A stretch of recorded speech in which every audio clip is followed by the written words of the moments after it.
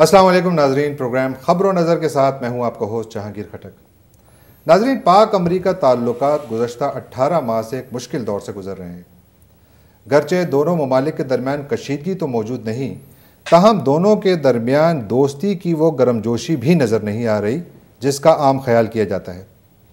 आज अपने प्रोग्राम में हमने इसी को अपना मौजूए बहस बनाया है, यानी पाक अमरीका ताल्लुकात को, और इस पर बात करने के लिए हमें हमारे न्यूयॉर्क स्टूडियोज़ में दो मेहमान ज्वाइन कर रहे हैं। हमारे पहले मेहमान जनाब मसूद हैदर साहब हैं।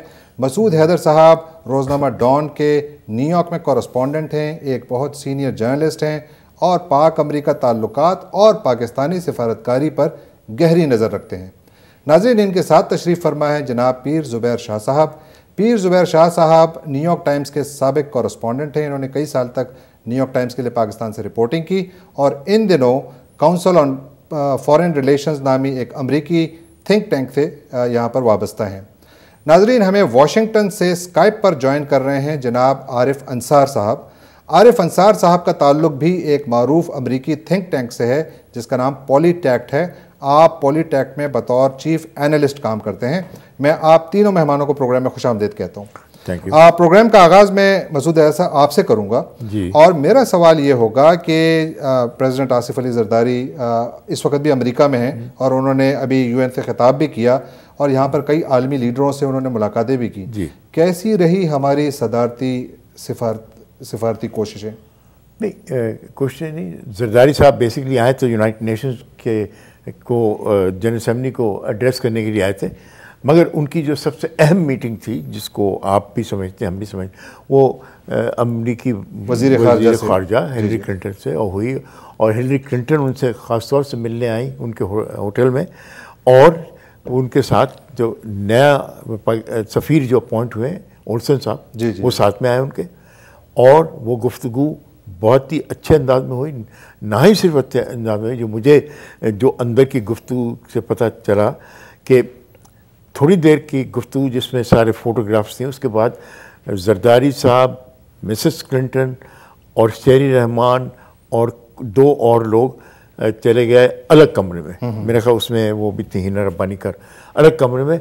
Then they had one on one. That one on one basically according to my information was to reset Pakistan's relationship which had gone downhill since that Haqqani incident of Memogate। ठीक है, तो वो that was to reset। लेकिन इसकी क्या वजह है कि हमारे सदर की मुलाकात अमरीकी सदर से क्यों नहीं हुई? मैं बता दूं, सेक्रेटरी ऑफ स्टेट से। I'll tell you and I'll be very honest about it। President Obama ने has not met anybody। This is because of the election year। He just came and addressed and left। There's so many world leaders। Last time he met 13, he had 13 or 14 bilaterals। Then the year before that the same thing। Right। People wanted, this time he had none। तो इनसे तो नहीं हुई। और ये it was not a, ये नहीं कि जरदारी साहब को एक्सेप्शन कहा नहीं आपसे नहीं मिलूंगा। He met nobody। Just because of US elections, because he's in the middle of election campaign। That's right। ये नहीं कि he did not like। तो बॉडी लैंग्वेज कैसी थी? पॉजिटिव थी दो जो साइड्स में? भाई, Hillary Clinton of course is a very powerful and very positive person and she did make a very I mean positive statement when she said Zardari my friend. उसकी वजह ये होती है कि she just was conveying one thing to powers that be कि we are still with the civilian government of Pakistan, so don't think anything otherwise। तो वो message was conveyed। ठीक है। And that is what Mrs. Zardari wanted। Right। That message was conveyed। जी। पीर साहब, मैं आपकी तरफ आऊँगा और जिस तरह मसूद हैदर साहब ने जिक्र किया कि उनकी जब आपस में बातचीत हुई, इनके ज़राए कहते हैं कि बातचीत दोनों ममालिक के दरमियान जो ताल्लुकात हैं उसको रीसेट करने पर हुई। मेरा सवाल यह है कि इस रीसेट की ज़रूरत क्यों पेश आई? पाक अमरीका ताल्लुकात में क्या ऐसे मसाइल हैं विच आर बेडेवलिंग द रिलेशंस? जी, मेरे ख्याल में तो जो मेन मसला मुझे नज़र आ रहा है इस दो मुल्कों के ताल्लुकात में, वो अफ़गानिस्तान के एंड गेम पे है। वहाँ पे अफ़गानिस्तान में जो अमेरिकन चाहते हैं वो ज़रूरी नहीं कि वो पाकिस्तान भी चाहते हों। उसमें फ़ॉर एग्ज़ाम्पल वहाँ पे एक स्ट्रांग अफ़गान नेशनल आर्मी, उसके अलावा और ایسے ایلیمنٹس اس آرمی میں جو کہ پاکستان سمجھتا ہے کہ ہسٹوریکلی ان کے اینیمیز رہے ہیں. اس کے علاوہ آپ حقانی نیٹ ورک کا مسئلہ دیکھ لیں کہ وہ ایک گروپ ہے جو کلیم کرتا ہے اور کچھ حد تک صحیح ہے کہ افغانستان میں اس کے کچھ صوبوں میں اثر رسوخ ہے, اور پاکستان کی کوشش یہی ہوگی اسٹریٹجکلی کہ وہ گروپ وہاں پہ رہے بجائے یہ کہ کوئی اور ایسا گروپ جو پاکستان کے انڈر کنٹرول نہ ہو.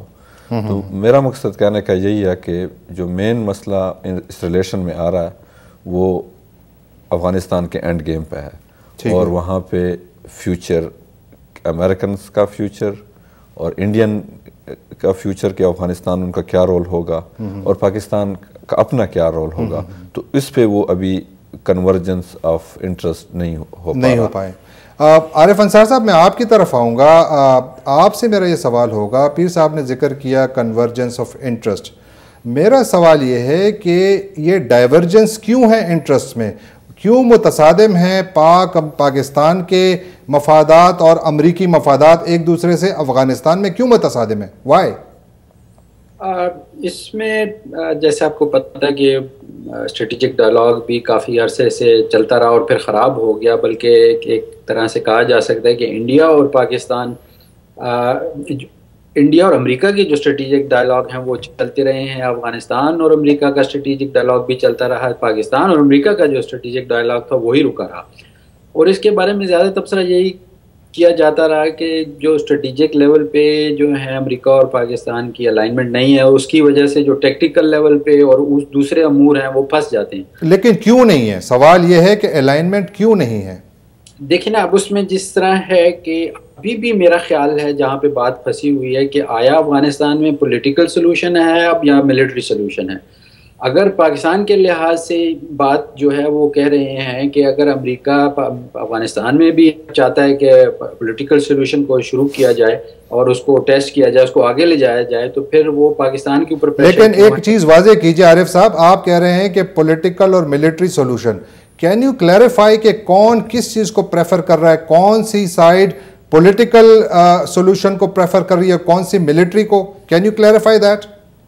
پاکستان آبویسلی اس وقت چاہتا ہے کہ پولیٹیکل کو اپنایا جائے. اب امریکہ کی طرف سے یہ پریشر رہا ہے اور ابھی بھی تھا ریسنٹلی تک, جب تک کہ حقانی نیٹ ورک کو FTO قرار نہیں دے دیا گیا کہ حقانی نیٹ ورک کے اوپر نارتھ وزیرستان میں آپریشن کیا جائے. وہاں تک بات نہیں ہے, صرف پاکستان کی طرف سے فیئر یہ ہے کہ اس کے بعد لشکر طیبہ اور دوسرے ایکسٹریمسٹ گروپس ہیں جو کہ انڈیا سے تعلق ہے جن کا, یا اس کی طرف فوکسڈ ہیں.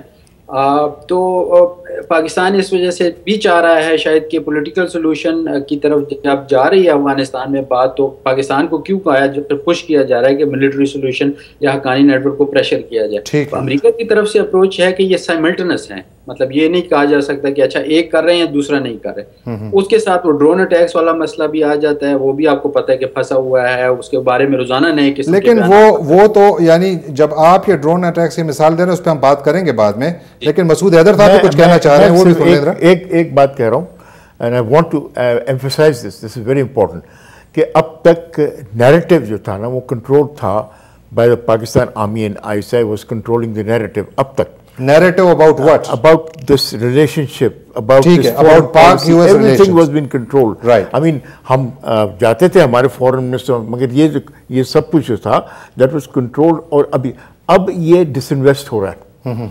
اب شروع ہوا ہے یہ ایفرٹ جو کہ زرداری گورنمنٹ یا جو اس وقت پولیٹیکل گورنمنٹ جو ہے وہ چاہ رہی ہے ٹو اون دس پروسیس. اب تک not that I'm being very honest about it, not that they have owned it, not that they can own it, but they want to make a difference کہ بھئی اگر army should not dictate کہ بھئی کیا آپ کی relation شپ ہونی چاہیے, and that if the civilians dictate that it will make a difference. لیکن مسعود صاحب آپ کی بات کاٹ رہا ہوں, لیکن ایک بڑا نقطہ اہم ہے. ایک ملک جو کہ آج سے 2-2.5 سال پہلے امریکہ کا غیر نیٹو اتحادی تھا, آج اس کو واشنگٹن میں فرینیمی کی ٹرمز اس کے لیے اصطلاح استعمال کی جاتی ہے, فرینیمی کی یعنی دوست کے لبادے میں دشمن. کیوں یہ بات یہاں تک, کیا یہ صرف نیریٹیو کی بات ہے یا اسٹیٹ انٹرسٹ کی بات ہے؟ اب لیٹس سے کہ کہاں یہ بات جو فرینیمی کی کہاں تک پہنچی. Immediately after Osama bin Laden was killed, Pakistan army was discredited. اور وہ اٹ بیکیم کہ جی دے ور اسکیئرڈ کہ یہ کیا ہو گیا. پاکستان کے اندر پاکستان عوام جو ہیں پاکستان آرمی کو کہہ رہے آپ کے اوپر آئی مین دے ور ناٹ ٹرسٹنگ. آپ نے ایک تو ایک ملک ڈیوائڈ کر دیا 1970 میں, اور یہ نہیں کہ آپ کو پتا تھا کہ آپ کے بیک یارڈ میں وہ تھا. پاکستان آرمی وہ ویری اینگری. دین اس کے بعد دوسرا انسیڈنٹ ہو گیا ان کراچی اور پھر کامرا میں, جی بالکل کامرا کے انسیڈنٹ. یہ سارے ایلیمنٹس جو آئے تو یہ that was became army became very frustrated. پھر اس کے بعد سلالہ انسیڈنٹ ہو گیا جس میں تو انہوں نے سڈنلی کہا کہ اچھا دس از وی گاٹ دی چانس وی گونا سے اچھا جی ہم آپ کی کوئی بات نہیں مانتے جب تک آپ معافی نہیں مانگیں گے. So everything went down hell. اتنا برا حال ہو گیا کہ I mean of course and but that point in time the frenemy thing started coming. پیسے ہم دے رہے ہیں آپ کو, بہت کچھ دے رہے ہیں, but you don't seem to listen to us. وہ کہتے ہیں کہ جی آپ نے ہمارے 24 وہ مار دیے, ہم آپ سے نہیں سن. But in the meanwhile this is what is happening کہ اسامہ بن لادن سرپرائز اٹیک, ادھر attack, and all those things were exposing the Pakistan army. ان کی انڈر بیلی جو ہے بہت ہی زیادہ سافٹ نظر آنے لگی, اس سے بہت افیکٹ ہوا. لیکن اس سے تو آپ کی بات میں نے مان لی کہ یہ آرگومنٹ مان لیا کہ جی یہ اٹ ہولڈز گراؤنڈ. لیکن سوال یہ پیدا ہوتا ہے کہ جب ملٹری کے اوپر اتنا بڑا پریشر آیا, یعنی کہ دیکھیں بن لادن کا کیس ہوا, وہاں پر ملٹری کو پتہ نہیں تھا. اس کے بعد پھر مہران بیس کا انسیڈنٹ ہوا, پھر سلالہ کا انسیڈنٹ ہوا جہاں پر کہ 3 گھنٹے تک پاکستانی فوج کو پتہ ہی نہیں تھا کہ ہماری بارڈر پہ کیا ہو رہا ہے. اس کے بعد پھر جی وہاں پر 24 جوان شہید ہوئے, اور اس کے بعد پھر ہم نے کامرا بیس میں بھی دیکھا کہ وہاں پر بھی ایک بہت بڑی ایک وہ تھی سیکورٹی بریچ تھا. لیکن آپ نے نیریٹو کی بات کی جو کہ آپ کہہ رہے ہیں کہ ہماری ملٹری اسٹیبلشمنٹ بناتی رہی ہے. اب جو سویلین جو اتھارٹی ہے وہ اپنے آپ کو ایسرٹ کر رہی ہے, ریکلیم کرنا چاہتے ہیں, لیکن وہ خواہش تو شروع سے رہی ہے. پیر صاحب آپ بتائیے کہ کیا آپ سمجھتے ہیں کہ ایسا ممکن ہے, یا کیونکہ دیکھیں نیریٹو جو ہے وہ تو کوئی بھی کچھ بھی بنا سکتا ہے, اور ہمیشہ پوری دنیا میں ملٹری ایک کسی بھی ملک کی پالیسی کا ایک بہت بنیادی حصہ ہوتا ہے. امریکہ میں دیکھیں جب فوج نے کہا کہ آپ ہمیں زیادہ فوجی دیں افغانستان میں, اوباما نے بھیجے, آتے ساتھ 17,000, پھر اس کے بعد 30,000 سرچ بھیجی. ٹھیک ہے, اس سے پہلے بش نے عراق میں ایسا کیا تھا. کیا وہ ملٹری کے کہنے پر, اور ملٹری ہی آپ کو آپ کے جو علاقائی اہداف ہیں اس میں بہت بڑا رول پلے کرتی ہے. So you can not belittle their influence in that thing. لیکن جہاں تک نیریٹو کی بات ہے جو مسعود حیدر صاحب جس کا ذکر کر رہے ہیں, یہ نیریٹو میں سویلین کا جو ان کا جو اثر ہے وہ کس حد تک بڑھنے کی امید کی جا سکتی ہے, اور کیا وہ پاک امریکہ تعلقات کو پازیٹیولی امپیکٹ کرے گا؟ جی اس میں 2 باتیں ہیں. ایک تو یہ آپ نے پہلے بات کی کہ یہ حالات اس نہج تک کیوں پہنچے, تو اس میں جیسے مسعود صاحب نے بتایا کہ آپ کو سنس 9/11 امریکنز کا یہ پوائنٹ آف ویو ہے. یہاں پہ کچھ با اثر لوگ ہیں, وہ کہتے ہیں کہ ہم نے ان کو $25 بلین دیے, ہم نے ان کو گن شپ ہیلی کاپٹرز دیے, ہم نے ان کو 30 C-130 دیے, ہم نے ان کو 6 اورین PC سرویلنس جہاز دیے, اس کے علاوہ ہم نے میزائل دیے, ٹینکس دیے.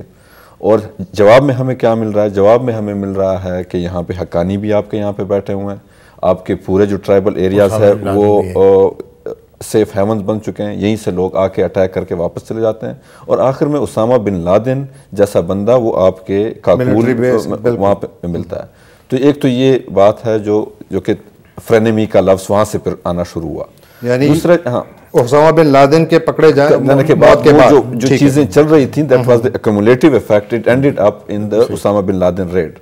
یہ ایک ون پوائنٹ. دوسرا پوائنٹ جو انہوں نے مسعود صاحب نے نیریٹو کی بات کی, وہ ان کی بات بالکل ٹھیک ہے. Army, Pakistan army for the first time since 1971 that was at its weakest moment. یہ اسامہ بن لادن کے بعد جو واقعہ ہوا تھا اس سے اتنی ڈس انچینٹمنٹ رینکس اینڈ فائل میں کبھی نہیں پھیلی تھی. جب اس کے بعد مہران بیس کا ہوا جہاں پہ آپ کے انٹرنل لوگوں نے ہیلپ کر کے انہوں نے, میں آپ کی بات کو جاری رکھوں گا لیکن ایک بریک کا وقت ہوا چاہتا ہے. ناظرین ہم پیر صاحب کی بات کو جاری رکھیں گے لیکن ایک بریک کا وقت ہوا چاہتا ہے. Please stay with us, we'll be back after short break.